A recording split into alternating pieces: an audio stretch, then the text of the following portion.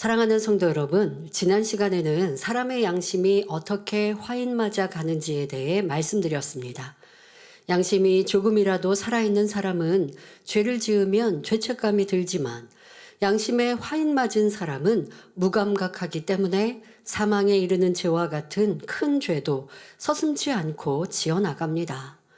사랑과 긍휼의 하나님께서는 사람이 큰 죄를 지었다고 해서 단번에 멸하지는 않으십니다. 자신의 잘못을 깨달을 수 있도록 여러 가지 방법으로 알려주시기도 하고 돌이킬 수 있는 기회를 거듭거듭 주시지요. 그럼에도 이러한 깨우침에 귀 기울이지 못하고 또 깨달아도 돌이키지 않는다면 결국 그 마음을 사단이 완전히 사로잡아 버리는 것입니다. 죄악이 관영한 마지막 때를 살아가는 우리는 작은 죄라도 민망하게 느끼며 항상 하나님의 말씀으로 자신을 지켜야 합니다. 빌립보서 2장 15절을 보면 하나님께서는 우리에게 어그러지고 거스리는 세대 가운데서 하나님의 흠없는 자녀가 되어 그들 가운데 빛들로 나타내라 말씀하십니다. 그러므로 우리 성도님들은 어둡고 혼탁한 세상에서 진리의 빛을 비추시며 주님의 신부답게 거룩하고 정결하게 자신을 단장해 나가시기 바랍니다. 우리 안에 성령이 임하시고 진리의 말씀을 들을 때 성령님이 기뻐하시죠. 또 찔림이 되더라도 감사한 마음으로 기도하면 변화되어가는 우리를 발견합니다. 그런데 어느 순간 성령의 충만한 기도가 쉬워지고 또 세상을 끊었던 것들이 한 번, 두 번 다시 취해지고 눈과 마음에 채워지면 이 말씀으로 깨우침 받는 것이 싫습니다. 그러면 교회를 떠나기도 합니다. 처음에야 교회를 떠날 때 교회를 떠나면 내가 어떤 화를 당하지는 않을까? 재앙을 만나지는 않을까라고 하는 두근거림도 있겠지만 세상으로 나갔는데 별로 문제 없거든요. 또 하나님 품을 떠났는데 어떤 내게 재앙이 임하지 않거든요. 그런 두려운 마음, 그런 내 마음에 두근거렸던 것들이 이제 현실로 돌아왔을 때 특별한 문제가 없으면 그 마음조차도 사라지죠. 이 또한도 양심이 완전히 무뎌져 가는 시간이 됩니다. 그렇게 해서 그 양심조차도 이제 무뎌지고 나면 죄악에 물드는 속도가 굉장히 빠른 걸 봅니다. 그래서 우리도 보면 같이 신앙생활했는데 밖에서나 세상에서 딱 문득 만났을 때 세상 사람과 다를 바 없이 우선 보여지는 게 우선 검은 색깔 옷부터 볼 수 있죠. 그러니까 이런 걸 보면 우리는 깜짝 놀라지만 이게 내 마음에 성령의 음성을 듣지 않고 또 양심의 소리도 들을 수 없을 때는요. 죄악이 급물살처럼 나를 휩쓸어 가는 것을 봅니다. 그럴 때 참으로 우리는 안타까운 마음이 들지만 그러니 더 우리가 빛된 삶을 살아서 그들에게 경계가 되어지고 본이 되어져서 야 빛은 저렇게 좋은데 나는 이렇게 왜 힘들고 어렵고 불안하게 살아갈까. 또 불안감도 느끼지 못하지만 그래도 분별하잖아요. 우리 안에 있는 진리가 얼마나 아름다운지. 그렇게 우리는 본이 되어져서 떠난 영혼들도 찾아오고 세상에 있는 사람들도 그들이 양심의 소리를 들을 수 있도록 더 나아가 성령받아 구원받는 이들로 이끌어 가야 할 것입니다. 여러분들이 교회를 떠나거나 진리에서 떠난 사람들을 보면서 아유 저 사람 한심해 하고 넘어가는 것이 아니라 죄에 대해서 무뎌지고 또 양심이 점점 무뎌지면 그만큼 내 마음에 성령께서는 사라지시고 성령의 음성은 들리지 않고 사단이 주관하면 그렇구나라는 영적인 원리를 깨달아 우리 스스로도 경계하시길 부탁드립니다. 본문 욥기 34장 24절에 세력 있는 자를 조사할 것이 없이 꺾으시고 다른 사람을 세워 그를 대신하게 하시느니라 말합니다. 하나님께서는 세력 있는 자, 즉 권세 있고 강한 사람이 악을 행할 때 더 알아보지도 않으시고 그를 꺾고 그 자리에 다른 사람을 앉힌다는 말입니다. 이 말이 옳은 말일까요? 하나님께서는 이를 이루실 때 사명자가 좀 부족하고 서툴러도 어떻게든 잘 감당할 수 있도록 참고 인내하십니다. 하지만 스스로 사명을 포기하고 떠날 때는 하나님의 일을 이루어야 하기에 다른 사람을 세울 수밖에 없지요. 예를 들어 예수님께서는 가룟 유다가 돈꾀에서 돈을 훔치는 것을 알고 계셨지만 그에게 사명을 놓으라 하지 않으셨습니다. 장차 예수님을 팔 것도 아셨지만 끝까지 그를 사랑하시며 돌이킬 기회를 주셨지요. 그러나 가룟 유다가 끝내 사명 감당하지 않고 스스로 멸망의 길로 갔기 때문에 그를 대신하여 마띠아를 세우셨던 것입니다. 이렇게 좋으신 하나님을 엘리후는 자기 생각에 맞추어서 헤아리며 하나님께서는 세력 있는 자를 조사할 것 없이 꺾으신다 말하고 있습니다. 예수님께서 가룟 유다를 부르시고 가룟 유다에게 끝까지 기회를 주신 건 그것은 진정한 선과 사랑이지요. 이런 것들로 판단해서도 아니 될 것입니다. 엘리후는 하나님의 선과 사랑을 알지 못하고 하나님을 아는 것처럼 하나님을 인용하여 욥을 지금 누르려고 하고 있지요. 자, 지금 말한 세력 있는 자란 과거에 권세와 부귀가 있었던 욥을 가리켜서 하는 말입니다. 엘리후는 욥이 많은 것을 가진 사람이었지만 가난한 사람과 고아와 과부를 돌보지 않고 오히려 힘들게 했다고 판단했습니다. 그러니 욥 당신의 권세와 부귀가 대단했지만 악을 행하며 하나님을 대적했던 죄를 하나님이 알고 계시니 조사할 것도 없이 순식간에 당신을 꺾고 대신 다른 사람을 세워서 그에게 축복을 주실 것이요. 이렇게 말하는 것입니다. 또 하나님께서 이렇게 하신다고 한들 그 절대적인 권세 앞에 감히 누가 뭐라고 말할 수 있겠느냐는 말입니다. 성도 여러분, 이것이 엄청난 시련을 만나 일어서기도 힘든 사람한테 할 말입니까? 욥의 심정이 어떨지 상상해 보시기 바랍니다. 자기는 아무 허물과 잘못이 없다고 생각하는데 손 아랫사람으로부터 아무 근거 없는 비난과 악담을 들으니 얼마나 가슴 아프겠습니까? 설령 악을 행한 사람이라 해도 모든 것이 무너져버린 절망 속에 있을 때는 그에게 힘과 소망을 주는 것이 선입니다. 그런데 엘리후는 얼마나 욥이 미웠으면 그를 완전히 깔아뭉개는 혹독한 말을 계속하겠습니까? 더구나 욥의 친구도 아닌 한참 나이가 어린 사람이 말입니다. 이는 엘리후의 감정과 자존심에서 비롯된 것이지요. 여기서 엘리후의 감정은 비교하는 마음, 높아지고자 하는 교만에서 나온 것이고요. 우리는 이런 감정이 얼마나 나쁜 것인지를 깨우쳐야 합니다. 엘리후는 욥이 환난을 겪으면서도 하나님을 원망하며 의인인 채 하고 있으니 자존심이 상하고 감정이 일어났습니다. 그래서 하나님이 오래 참을 것도 없이 욥을 잘 치셨다라는 뜻으로 말하고 있는 것입니다. 이를 통해 엘리후가 얼마나 비진리의 사람이며 그 마음이 악한지를 알 수 있습니다. 여러분들에게 대입하셔야 돼요. 누가 어려움을 당할 때 내 마음이 어떠한가? 속 시원하고 그럴 줄 알았다 하는 마음은 엘리후와 다를 바가 없는 악입니다.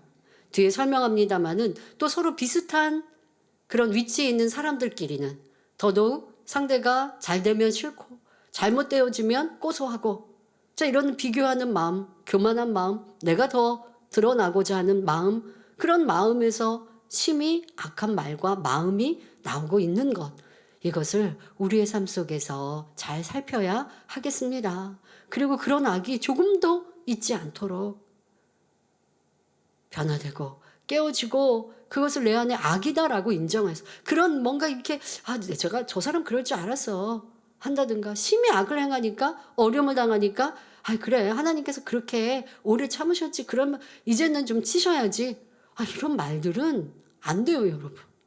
내가 심판자가 되는 말이죠.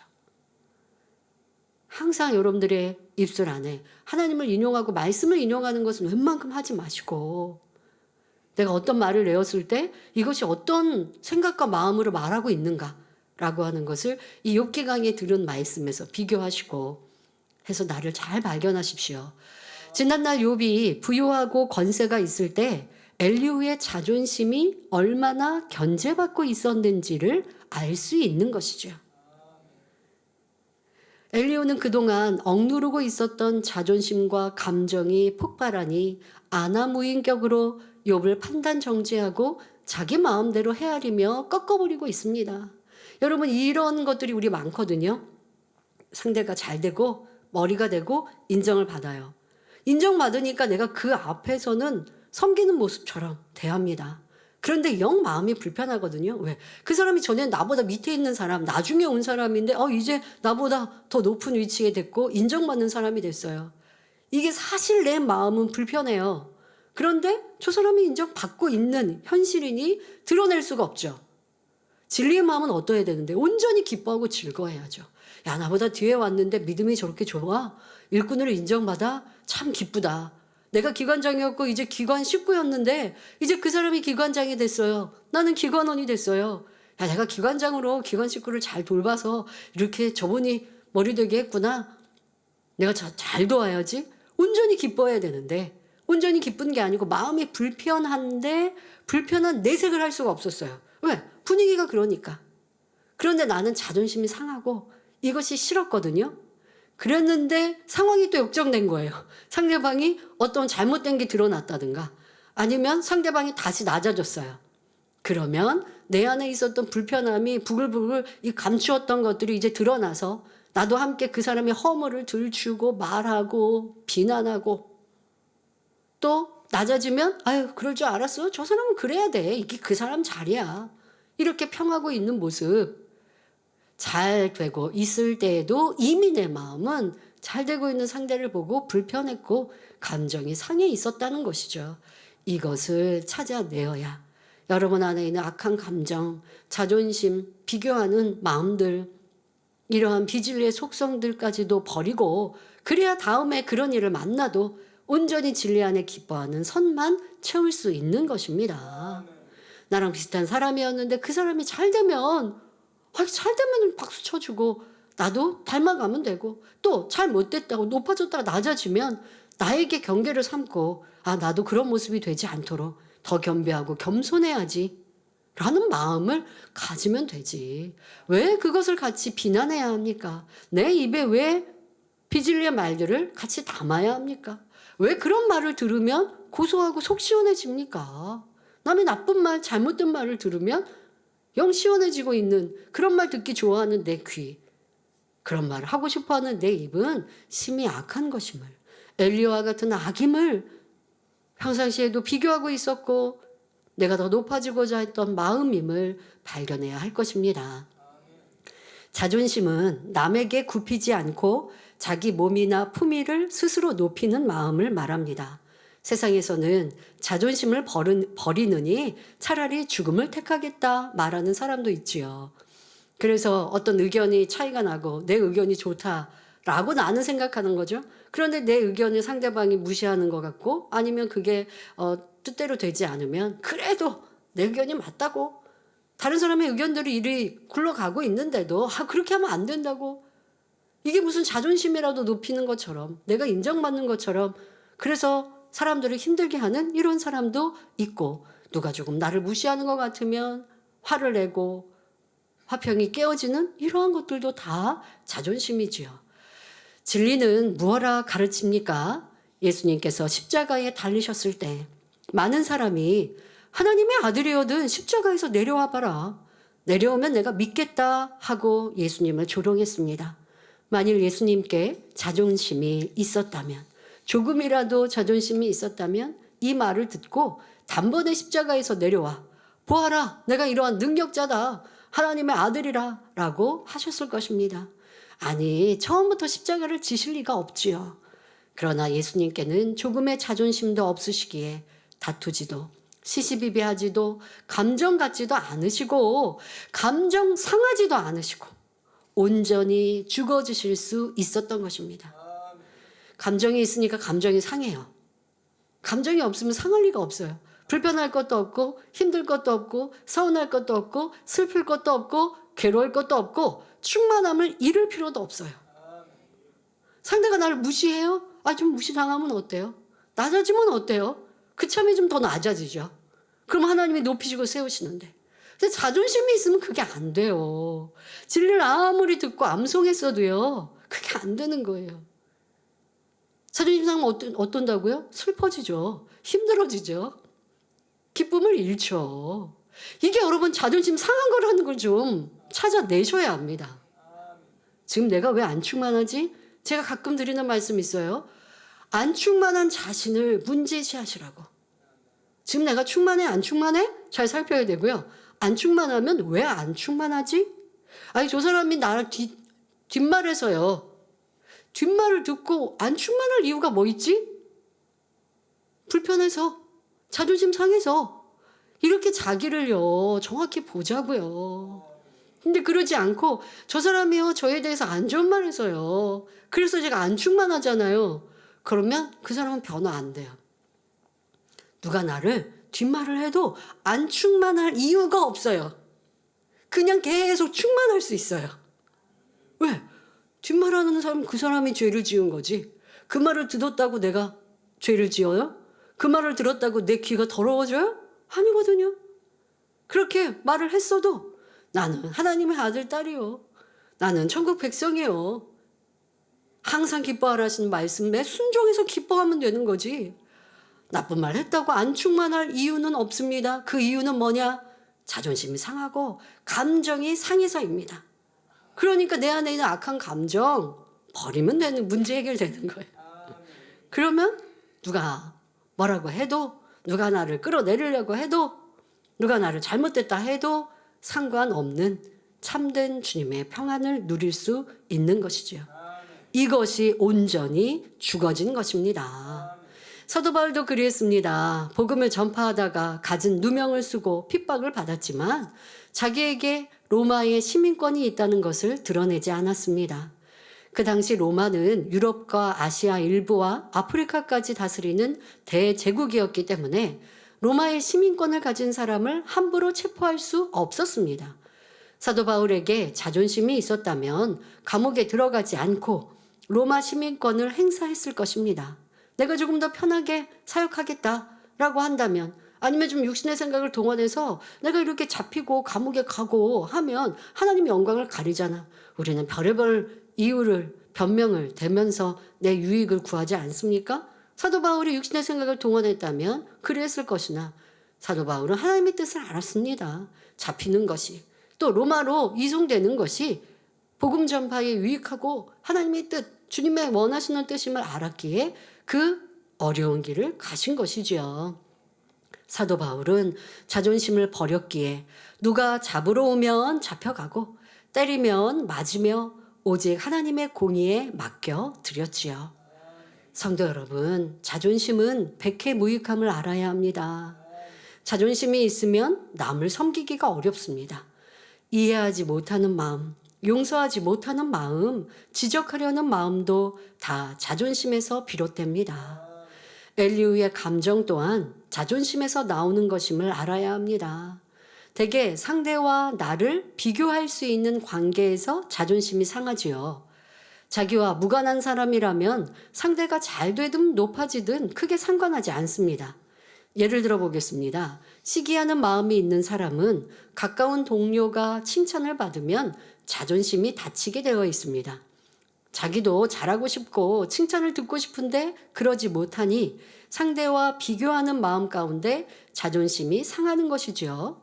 또 자존심이 상하기 때문에 감정이 일어나서 상대가 미워지고 불화하게 되고 오해하게 됩니다. 그 이상의 악이 있는 사람은 상대의 허물을 잡고자 하며 자기 감정 속에 거짓말을 지어내고 상대를 헐뜯으며 점점 더 악을 쌓아갑니다. 나중에는 상대를 칭찬해 준 사람까지 싫어집니다. 우리는 자존심을 통해 일어나는 감정이 얼마나 악한 것이며 자신을 괴롭게 고통스럽게 하는지를 알아야 합니다. 여러분, 상대방이 누가 칭찬받고 인정받는데 영 불편해서 그 사람을 험담했어요.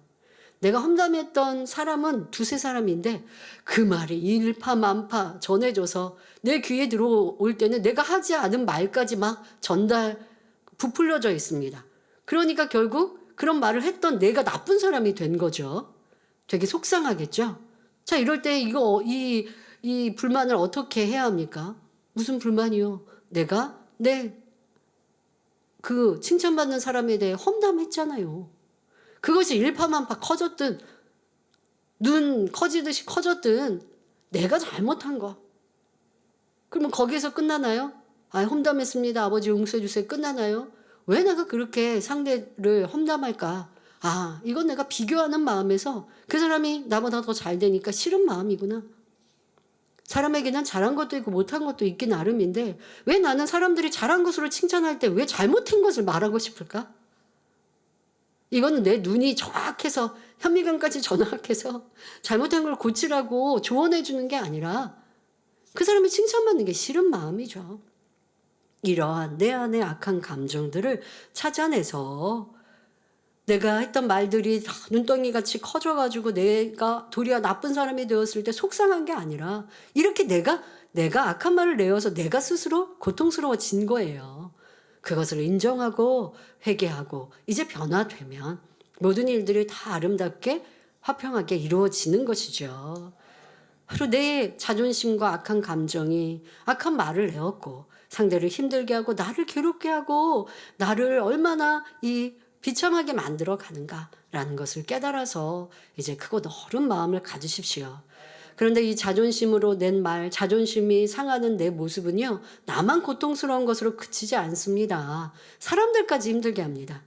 비교하고 있는 상대, 그 사람도 싫고 믿고, 그러면 또 상대방도 그걸 느끼니까 얼마나 또 힘들어집니까?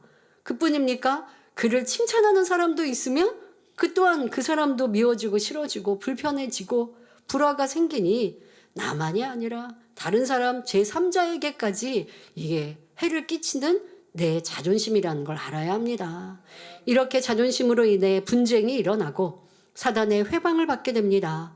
또 사소한 일이 자존심 때문에 눈덩이처럼 커져서 친한 사이에 금이 가고 가족 간에 평생 원수가 되기도 합니다.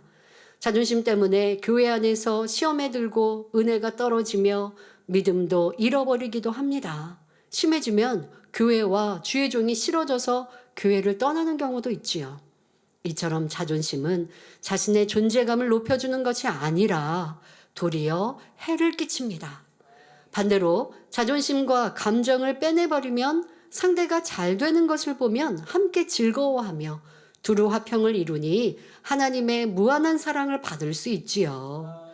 그러므로 감정과 자존심이 얼마나 무익하고 유해한 것을 깨달아 온전히 빼내버리고 진리와 사랑을 행하는 성숙한 신앙인이 되어야 하겠습니다. 이어서 엘리후는 욥기 34장 25절에 이와 같이 그들의 행위를 아시고 그들을 밤사이에 엎으신즉 멸망하나니 말합니다. 여기서 그들이란 앞서 말한 세력 있는 자들, 즉 부와 권세가 있으면서도 고아와 과부를 돌보지 않고 오히려 악을 행하는 자들을 말합니다. 간접적으로 욥을 가리키는 말이지요. 하나님께서는 욥의 모든 행위를 아시기 때문에 하룻밤 사이에 욥을 파멸시킬 수 있다는 것입니다. 또 욥기 34장 26절 27절에 그들을 악한 자로 여겨 사람의 목전에서 치심은 그들이 그를 떠나고 그의 모든 길을 무관히 여김이라 말합니다. 하나님께서는 사람들이 보는 앞에서 악한 사람들을 치시는데 그 이유는 악한 사람들이 하나님을 떠나고 하나님의 모든 길을 무관히 여기기 때문이라는 것입니다. 하나님의 길을 무관히 여긴다는 것은 하나님의 진리를 따르지 않고 자기들 마음대로 행하는 것을 말합니다. 엘리후는 욥 당신이 하나님의 길을 떠나 악한 길을 갔기 때문에 하나님께서는 사람들이 보는 앞에서 당신의 자녀들과 재물을 치셨고 당신의 몸을 악창으로 치시는 것입니다. 라고 말하고 있는 것입니다. 이런 말을 듣는 욥은 얼마나 괴롭겠습니까? 몸이나 성하면 한바탕 싸움이라도 하겠는데 그러지도 못합니다. 아무도 자기의 진실을 알아주지 않고 그 처지를 위로해 주거나 도와주지도 않으니 그 괴로움은 우리가 상상하기도 힘든 정도였을 것입니다. 여러분, 욥과 같이 육체적인 이러한 고통을 당하지 않는다 할지라도 특히 우리가 사람의 마음의 연단을 받을 때 누군가 나를 미워하거나 불편한 관계가 되거나 때로는 내가 무시당하는 것 같을 때 그럴 때 아까 말한 것처럼 내 안에 자존심이 있고 감정이 상하면 그것만큼 또 괴로운 게 없거든요. 왜 불편하고 싫은 사람 만나면 기쁨도 순간 사라지고 뭐 좋은 일 웃었다가도 딱 이내 얼굴이 굳어지죠. 뭐 그 사람 생각하면 음식을 먹어도 얹힐 것 같고 뭐 즐겁고 재미난 일도 없습니다. 이게 여러분 안에 마음의 연단 중에 나타나는 현상인데요. 지금 욥이 이런 괴로움을 느끼는 것처럼 여러분 그러한 괴로움 마음의 연단을 받으시면 빨리 끝내십시오. 말씀드린 것처럼 내 자존심 깨어지고 부서집시다. 나라는 걸 뭘 주장합니까? 내가 행한 것 남은 게 없어요. 누가 인정해 주지 않아요? 아버지 하나님께서 하늘의 상급으로 갚아주셨는데요. 그것만큼 영원한 게 어디 있습니까? 이 땅에 사람에게 칭찬 안 받아도 하나님이 내게 갚아주시니 그것으로 참 기쁨 즐거움 아닙니까? 그리고 내가 하나님 앞에 합당하다면 내 삶 속에서도 하나님의 사랑이 드러날 것이고요. 그러니 누가 오해해도 누가 알아주지 않아도 속상할 게 하나도 없어요. 그런데 내 안에 비진리가 있으면 그것으로 어떠한 모양이든 간에 누구 때문이 아니어도 스스로 그냥 자기 안에서 나는 칭찬 못 받잖아. 내가 이렇게 수고했는데 알아주지 않잖아. 이러면서 또 연단받는 사람도 있고. 욥이 지금 고통받는 일은 엘리후가 욥을 너무 힘들게 괴롭게 하기 때문에 고통에 고통을 더하고 있는데요.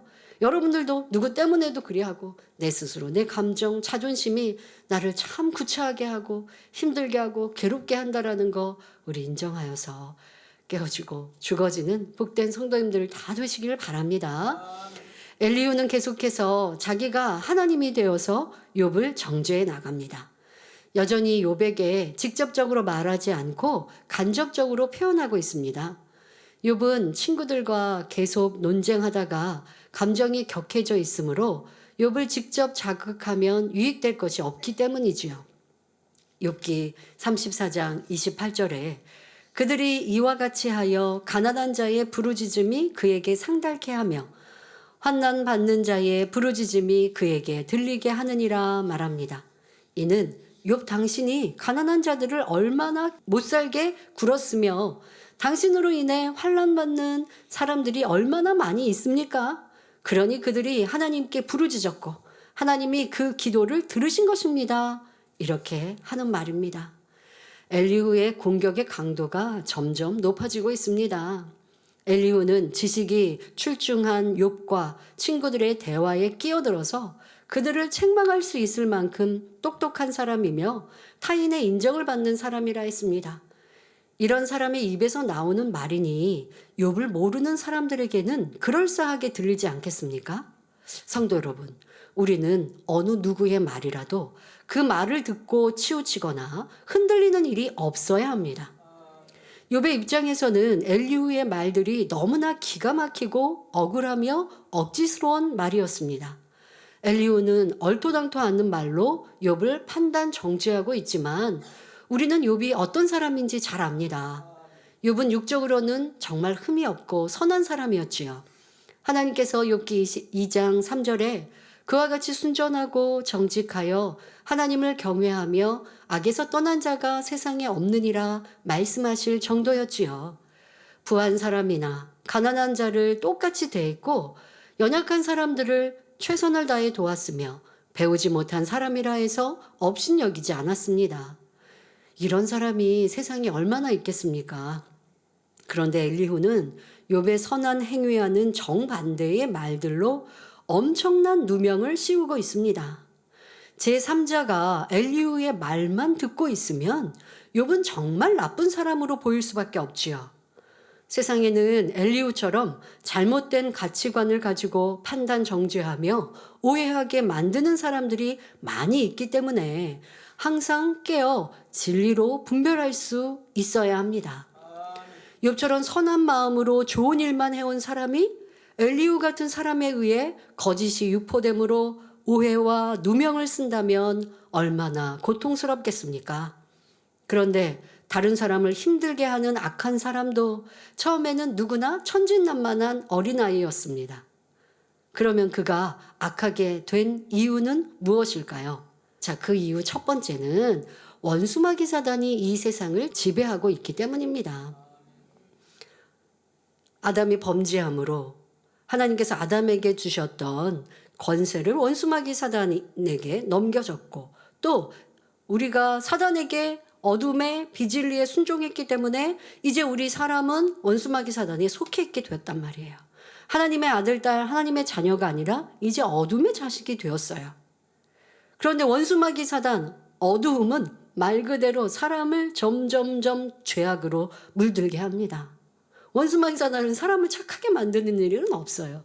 더 악하게, 더 못되게 만들어가는 것, 이것이 원수마귀 사단의 역할이란 것이죠.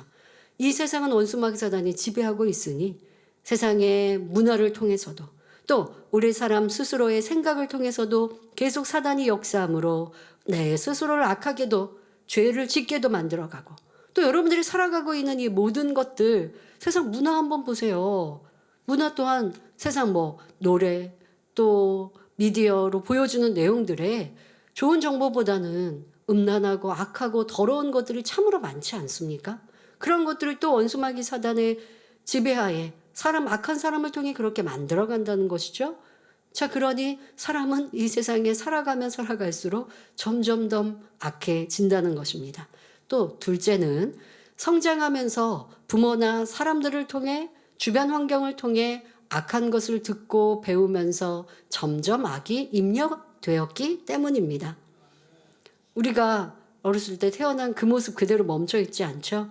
육의 지식도 배우지만 지식을 넘어선 우리의 세상 삶 속에서 많은 죄악, 거짓말하는 것도 배우고, 때로는 좀 나쁜 친구들하고 사귀다 보면 도적질하고 남의 거 뺏는 이런 것도 배우고, 처음에는 그게 악인 줄 알고 그러면 안 돼 라고 했지만 한 번, 두 번 하다 보면 뭔가 그 죄를 지어서의 쾌락이 느껴지고, 그러다 보면 양심은 무뎌지고 점점 죄악으로 깊어지는 것을 봅니다. 자, 이렇게 우리가 사람들의 영향을 받으면서도 계속 악으로 물들어갑니다. 자, 셋째는 더 사랑을 베풀어 주지 못한 우리 전체의 탓이라 말씀하십니다. 그 중에서도 더 책임이 있는 사람들은 바로 우리 그리스도인들임을 알아야 합니다. 우리는 하나님으로부터 빛을 보았습니다. 예수 그리스도와 십자가의 도를 알게 되었고 하나님의 은혜로 어둠에서 빛 가운데로 나왔습니다. 이때부터는 우리가 세상의 빛과 등불이 되어서 어둠에 속한 사람들을 빛으로 인도해 주어야 할 책임이 있습니다. 하나님께서 그들보다 먼저 우리를 만나주시고 은혜와 사랑을 주셨기 때문이지요. 추하고 더럽고 냄새나는 사망의 길에 있던 우리를 영생의 길로 인도해 주셨으니 얼마나 감사한지요. 어둠 가운데 있는 사람들은 자신들이 어둠 속에 있음을 알지 못합니다. 빛을 알지 못하니 누가 욕하면 같이 욕하고 누가 때리면 같이 때리고 억울하게 누명을 쓰면 밤새 잠 못 이루며 끙끙 앓습니다. 영적으로 어둠은 빛 자체인 하나님의 말씀에 위배되는 일, 곧 모든 죄와 악, 불의와 불법을 말합니다.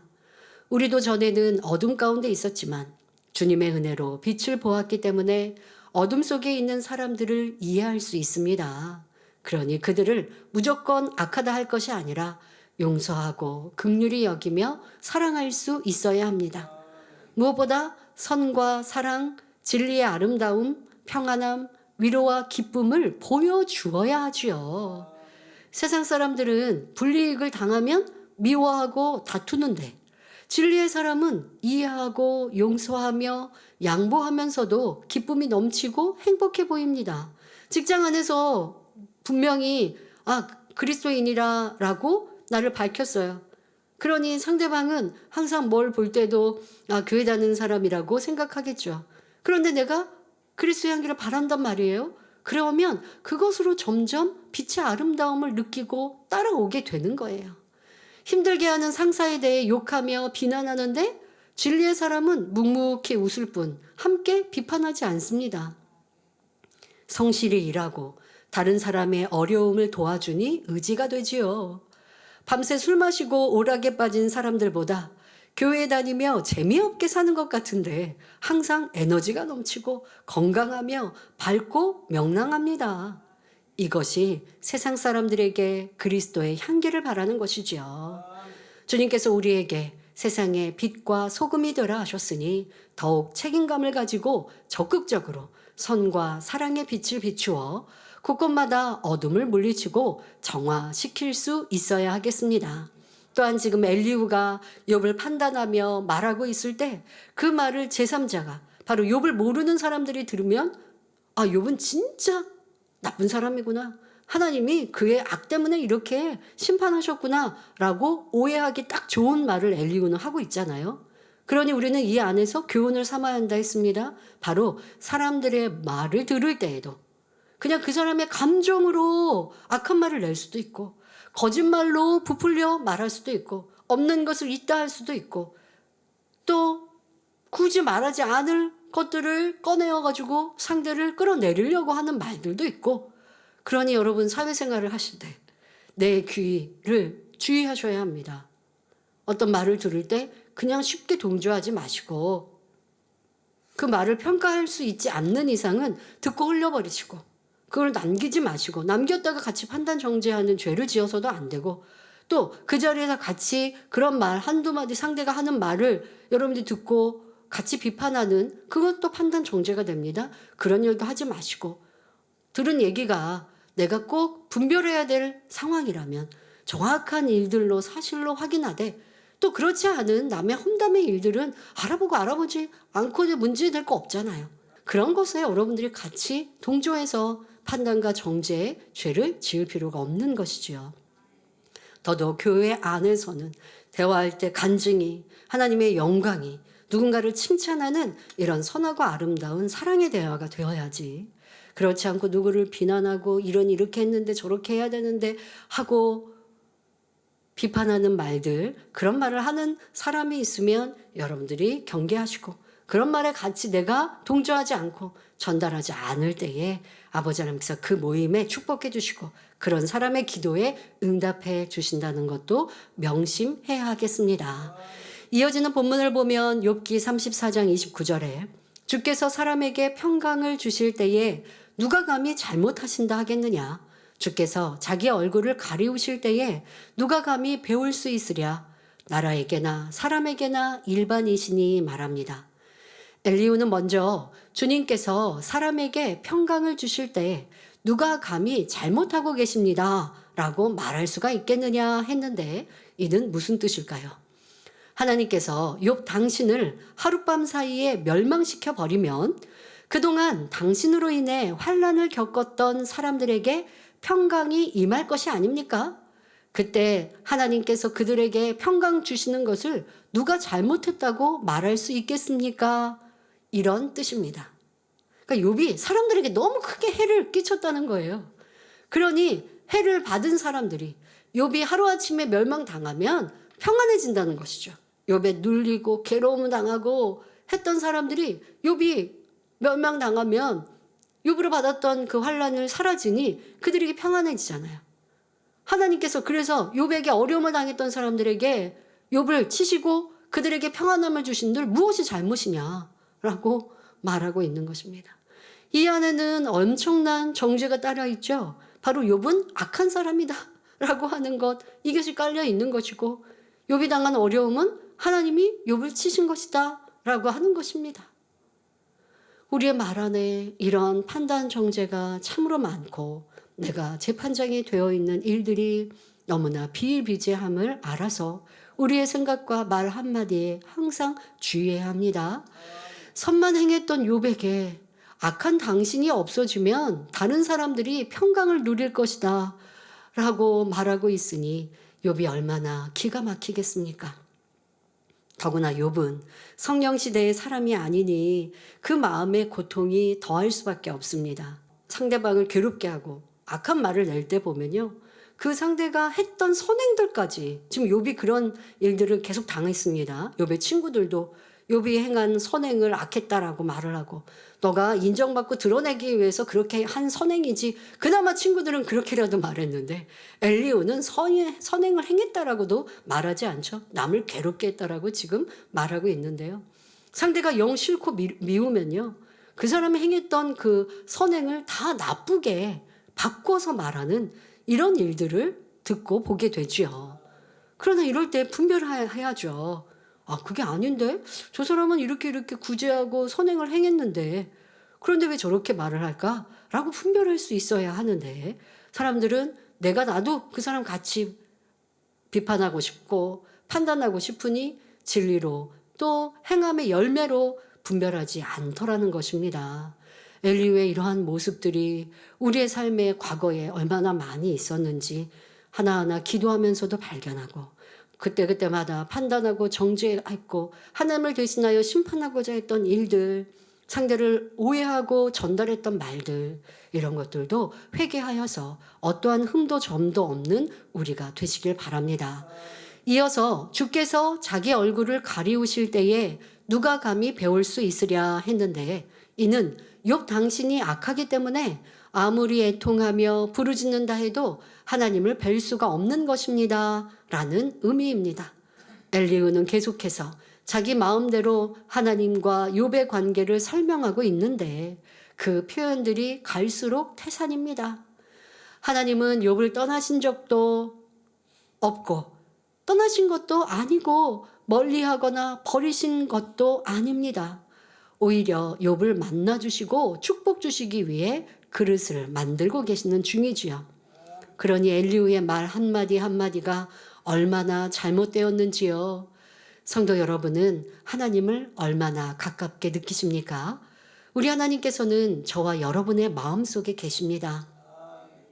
그런데 믿음의 크기만큼 하나님을 가깝게 느낄 수도 있고 멀게 느낄 수도 있지요.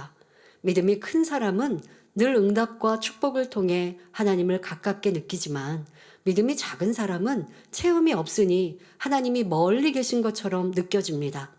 하나님을 만나는 체험은 어려운 것이 아닙니다. 하나님께서 빛과 선, 의 가운데 계시니 우리도 빛의 마음, 선한 마음, 의로운 마음을 이루는 만큼 하나님을 만날 수 있습니다. 더 나아가 에녹 선지자처럼 하나님의 마음을 온전히 담는다면 우리도 하나님과 동행하는 축복을 받을 수 있습니다. 엘리후는 앞에서 악을 행하는 자들은 하나님께서 순식간에 치시는데 그들 중에 욥도 포함되어 있다라고 했습니다. 그런데 29절에서는 나라에게나 사람에게나 일반이다라고 표현함으로써 더 광범위하게 들어가고 있습니다. 하나님께서 공의를 적용하시는 것은 민족에게나 개인에게나 동일하시다. 즉 모두에게 해당된다는 것을 포괄적으로 말해주고 있습니다. 그렇게 하시는 이유가 무엇인지는 이어지는 본문에 나옵니다. 욥기 34장 30절에 이는 사특한 자로 권세를 잡아 백성을 함해하지 못하게 하려 하심이니라 했지요. 여기서 함해한다는 것은 남을 재해에 빠뜨리거나 모함하여 해를 입히는 것을 의미합니다. 엘리후는 사특한 자, 즉 간사스럽고 못된 사람이 권세를 잡아 백성에게 해를 입히지 못하도록 하나님께서 쳐버리신다라고 말하는 것입니다. 욥 또한 그런 사람 중에 한 명이기에 하나님이 당연히 징계하실 수밖에 없다는 말이지요. 엘리후는 자기의 지식 속에 하나님을 넣어서 마치 자신이 하나님인 양 말하고 있는데 이는 엄청난 교만이며 하나님의 이름을 망령되이 일컫는 죄임을 알아야 합니다. 만일 엘리후가 말한 대로 하나님께서 악한 사람을 그 즉시 쳐버리신다면 이 세상에 악한 사람은 한 명도 없고 선한 사람들만 남아 있어야 할 것입니다. 아니, 선한 사람이 없으면 이 세상에 인간 경작 자체가 어떻게 이어지겠습니까? 그러나 이 세상은 선한 사람과 악한 사람이 공존하며 살아갑니다. 이는 하나님께서 빛을 주관하시듯이 악한 영들은 어둠을 주관하기 때문입니다. 인간 경작이 끝날 때까지 빛은 빛대로, 어둠은 어둠대로 하나님의 정하신 테두리 안에 순리대로 돌아가는 것입니다. 그런데 사람들은 악한 사람이 악이 막 성할 때 왜 하나님은 저 사람을 그냥 보고 계시지? 하고 하나님을 원망하는 일들이 많이 있다는 거예요. 그러나 하나님은 악을 미워하고 싫어하세요. 빛은 사랑하시고 축복해 주세요. 그렇다 하여 악에게 바로 징계하시고 악을 그대로 처단하시고 하시지는 않는다는 거예요. 왜? 그러면 인간 경작이 아니죠. 인간 경작은 자유의지를 주시고 자유의지 속에 하나님을 선택하기를 바라시는 하나님의 사랑, 그리고 그렇게 선택할 때에 복 주시고 그렇게 복받는 그리스도의 인들을 통해서 이방 어둠에 있는 사람도 빛으로 들어오기를 원하시는 하나님의 계획 안에 벌어지는 일들이에요. 그런데 우리가 자기의 감정이 있으면 악한 사람이 나를 괴롭게 했든 악한 사람이 싫은데 그 사람이 잘 되는 걸 보면 왜 하나님은 그냥 두시지? 아니면 쉽게 하는 말, 아유 저 사람은 악하니까 하나님이 이내 치실 거야. 이런 말도 쉽게 하더라고요. 그런데 그렇지 않고 그 악이 더 성해지는 것, 무슨 악이 죽지 않고 더 잘 되는 것처럼 보일 때 스스로가 내가 이거 참 하나님의 뜻을 모르고 말했구나 라고 깨달아야 되는데 했던 말도 무슨 말 했는지도 모르니까 그냥 지나갑니다. 그러면 이게 하나님 탓입니까? 악이 성한 거 하나님이 왜 그냥 두고 계시냐고 하겠습니까? 하나님은 분명 끝날에 다 심판하세요. 그리고 어둠의 주관자는 원수 마귀 사단이요. 원수 마귀 사단에게도 그들에게 권한을 주셨기에 하나님이 그 권한을 침하지 않으시는 겁니다. 그래야 인간 경작이 벌어지니까. 그러니까 이러한 영적인 원리도 잘 알아가셔야 합니다. 근데 그렇지 않고 하나님에 대해 아니면 진리에 대해 아니면 하나님이라는 단어는 쓰지 않았지만 어떤 원망하는 말들, 왜 저렇게 악한 사람이 승승장구하나? 라고 하는 그 말은 그 말 뒤에는 무엇이 담겨 있어요? 왜 심판하지 않으시나? 라고 하는 말이 담겨 있는 것이죠. 이러한 생각과 마음은 너무나 진리를 모르는 아이와 같은 모습입니다. 인간 경작 안에는 빛도 있고 어둠도 있고 하나님의 사랑을 받는 이가 어둠 가운데 갈 때는 하나님께서 책지질하셔서 다시 빛으로 이끌어 가시지만 어둠으로 빠진 사람은 원수 마귀 사단에 속해 있기 때문에 하나님께서 전혀 관여하지 않으시는 일들도 있는 것이에요. 그러면 어떻게 할까요? 어둠 가운데 빠져있는 사람이 내 형제요, 내 가족이라면 긍휼히 기도해야죠. 아버지님 깨우치고 깨닫게 해주시고 더더욱 내가 더 빛이 되어야죠. 그래서 상대가 분별할 수 있도록 해야죠. 그런데 계속 싸우고 다투고 네가 옳다 내가 옳다 하고 있으면 그것은 여전히 사단의 밥이 되는 것이고요. 그러므로 우리 성도님들은 빛과 어둠 중에서 항상 빛을 택하시고 빛 가운데 거하시기를 바랍니다. 여러분들 사회생활, 가정사, 또 신앙생활 안에서 여러분 나름대로의 빛과 어두움을 엘리후처럼 나누고 어둠의 사람은 당장 어떻게 잘못되기를, 어둠을 행한 사람이니까 저 사람은 하나님이 심판해 주시기를 이렇게 바라서도 안 되는 것이고, 그런 일들을 보았을 때 왜 하나님은 공의롭지 않으시지? 라고 하는 생각도 없어야 할 것이고, 나도 모르게 내가 심판자가 되어서 저 사람은 금방 사라질 거야 라고 할 것도 없는 것이고, 항상 선과 사랑으로 회개하고 돌이키기를 바라고 대화할 수 있는 이러한 아름다운 하나님의 자녀들이 되시기를 바랍니다. 결론을 말씀드립니다. 사랑하는 성도 여러분, 엘리후는 마치 자신이 하나님을 잘 아는 것처럼 설명하면서 마음대로 욥을 판단, 정죄하며 꺾어나가고 있습니다. 잠언 26장 26절에 괴훌로 그 감정을 감출지라도 그 악이 회중 앞에 드러나리라 말씀한 대로 오랫동안 속으로 욥을 견제하며 억눌러 왔던 엘리후의 자존심과 감정이 드러나고 있습니다. 이로써 엘리후는 잠시 통쾌함을 느낄지 모르지만 하나님 앞에 엄청난 죄담을 쌓으며 회개거리를 만들고 있습니다. 우리는 자존심에서 일어나는 감정이 얼마나 자기의 심령을 썩게 만들고 고통 가운데로 몰아넣으며 다툼과 분쟁을 일으키는지를 알아야 합니다. 자존심은 교만과도 깊은 연관이 있습니다. 교만하기 때문에 자존심을 내세우며 상대를 얕좁아보고 가르치려 하며 판단, 정죄하는 것입니다. 이러한 자존심과 감정을 깨뜨리고 교만을 온전히 벗어버릴 때 우리 마음 안에 천국이 이루어지고 화평과 기쁨이 임할 수 있습니다. 그러므로 우리 성도님들은 마음 안에 오직 겸손과 선, 사랑으로 채우심으로 늘 화평과 기쁨이 충만한 심령 천국을 이루시기를 주님의 이름으로 축원합니다. 할렐루야. 전능하신 사랑의 아버지 하나님, 이 시간 기도받는 모든 성도님들을 위해 안수하여 주옵소서. 전국 전 세계 하나님의 자녀들 위해 시공간을 초월하여 역사하여 주시옵소서. 믿어지는 믿음을 주시고 부정적인 생각과 의심의 세력을 물리쳐 주옵시며 모든 시험 환난도 물리쳐 주옵소서. 머리부터 발끝까지 오장육부, 뼈 마디마디, 온몸의 신경, 조직, 세포 등 성령의 불로 태우시고 근본의 빛으로 역사하여 주옵소서. 예수 그리스도의 이름으로 명하노니 원수마귀 사단아 모든 질병균 연약함아 물러가라. 빛이여 임하라. 모든 불치 난치병도 성령의 불로 태워 깨끗게 하여 주옵소서. 말라리아를 비롯한 모든 풍토병도 물리쳐 주옵소서. 감기, 기침, 열, 몸살, 독감 등 각종 유행성 질병도 다 물러가라. 어떠한 질병도 틈타지 않게 지켜 주옵소서.